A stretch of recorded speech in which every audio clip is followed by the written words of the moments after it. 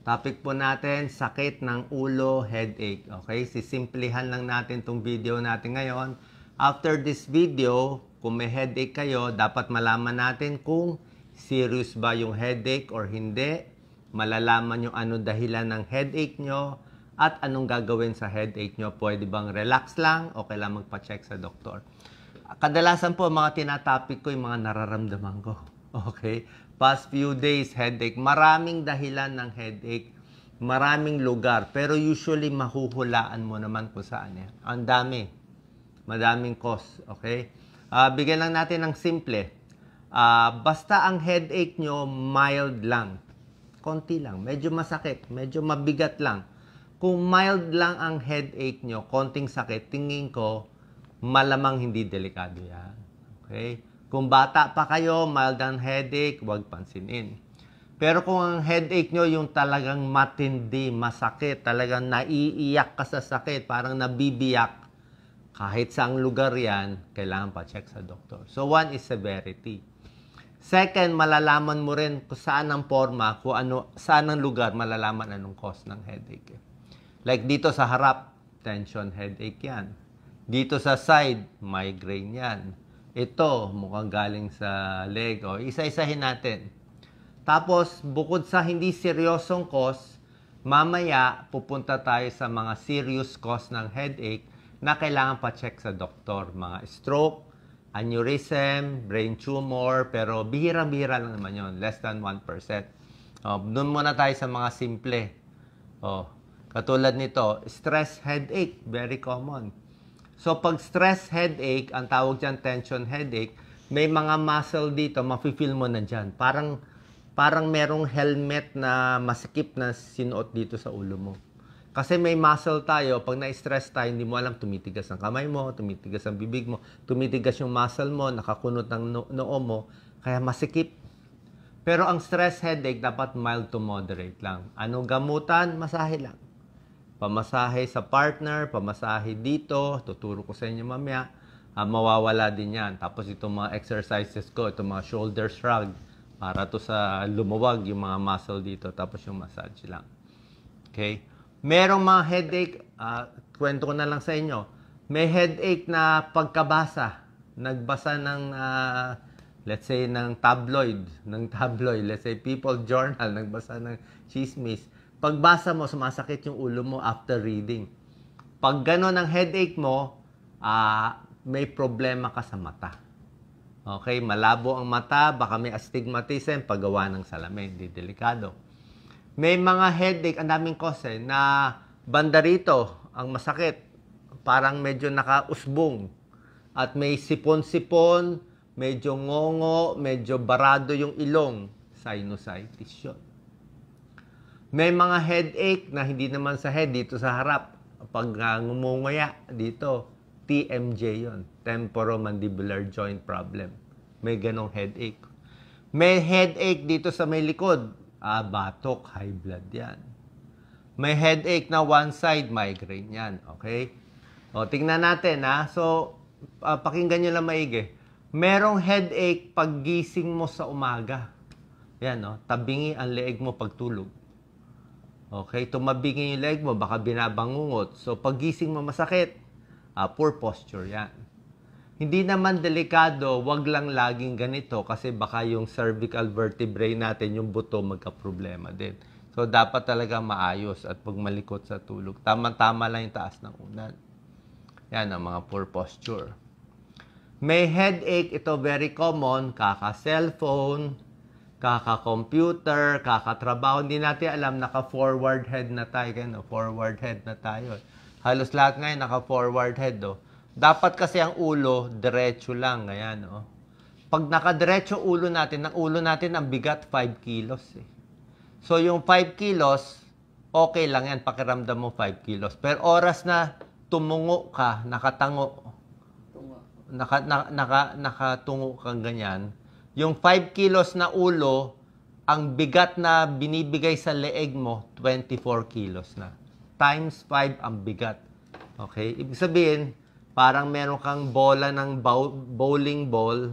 Pag nakadiretso, dito, magaan. Pero pag nilagay mo yung bowling ball na kagayan, nakalawit, ang bigat na niyan. Oh. So, hindi maganda yung ganyang posture. Kaya dapat nga, ang exercise natin dyan, di ba, yung mga shoulder shrug, tapos yung chin tuck ang ginagawa. Yan, oh. Forward head, 2 fingers dito, chin tuck. Double chin mo, 30 seconds. Para dumiretso yung ulo. Pag nagse-cellphone ka, huwag nakatungo, taas mo lang ulo mo, taas mo yung cellphone, tapos pwedeng mata mo lang bababa. Pag may computer, dapat sakto lang. Kasi maraming kabataan, sumasakit ang leeg. Very common, kaka-cellphone yan. Yan naman causes neck strain. Pwedeng masira. Yung tension headache, na-explain ko na, di ba? Stress, massage, yan, pahinga lang, mawawala. Meron din headache ng migraine. Okay? Iba naman yung migraine. Ang migraine, mas matindi tong headache, mas serious to than tension headache or stress headache. Ang migraine, usually one side lang ang masakit. 70% of the time, one side, left or right. Tapos yung sakit niya humihilab. Masakit to, moderate to severe. Tapos minsan may nakikita ka pang aura, sparks, masakit. Pagpuyat, pagpagod, nagkaka-migraine. Pag malala yung migraine, may gamot na binibigyan doktor. May mga maintenance na iniinom. Pero kung hindi naman malala, kahit pain reliever lang pwede na. Pag paulit-ulit ang migraine, pa-check tayo sa neurologist. Ulitin ko Pag ang migraine matindi, paulit-ulit pa-check sa neurologist kasi may possibility na baka may stroke in the... Huwag naman matakot agad, pero meron kasing small chance, mga less than 1%. Baka matsambahan na pag na-CT scan na MRI, may makitang may dugo So, ayaw rin natin matindi yung migraine. Okay? Migraine headache. Ito naman, ang ayaw nating sintomas. So, pag ang headache mo dito lang, sige, okay lang yan, di ba? Alam natin. Pero ang ayaw mong sintomas, yung naiipit yung nerves. Kasi meron tayong mga cervical vertebrae dito. Pag naiipit ang nerves, mamamanhid. Parang kinukuryente. Pag hawak ng baso, nalalaglag. Manhid dito, may tingling sensation, nag-i-spasm, nag-weakness. Ibig sabihin, hindi maganda. May naiipit na nerve. So, kailangan papacheck sa doktor to. Okay, baka may injury kayo. Kaya delikado yung mga aksidente. Aksidente sa motor, aksidente sa kotse, yung whiplash, yung nagganon yung ulo. Delikado po yun. Dito na tayo sa mas serious causes ng headache. Tulad na sinabi ko, pag high blood, pag dito sa may batok, basta any headache, pacheck mo na yung blood pressure mo.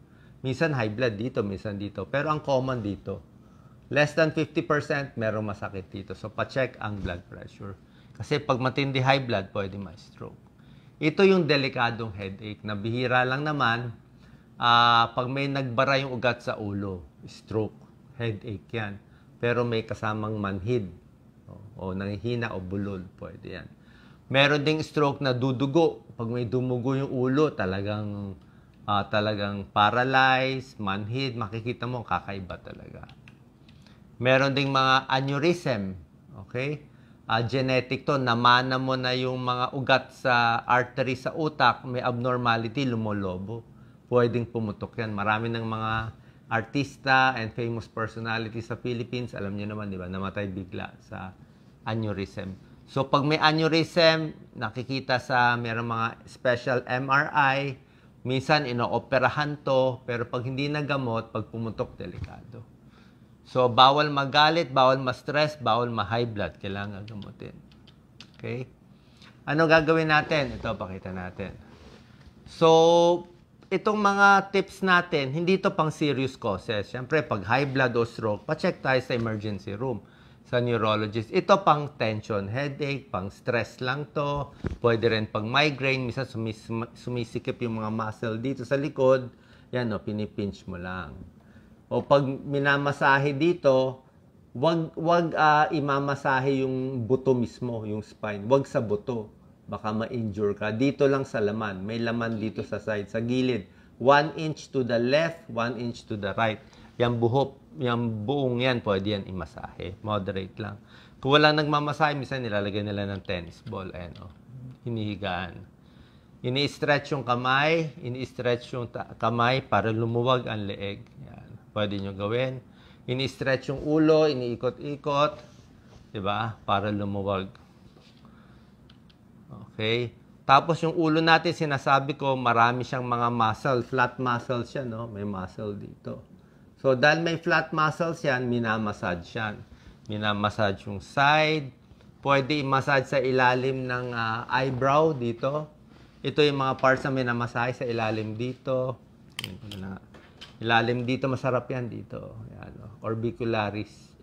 Dito rin sa gitna, masarap. Dito rin, masarap. Dito rin sa batok. Dito sa may ilalim, napakasarap yung massage. Hindi po delikado yan, dito lang yan. Ayaw mo lang naman dito eh.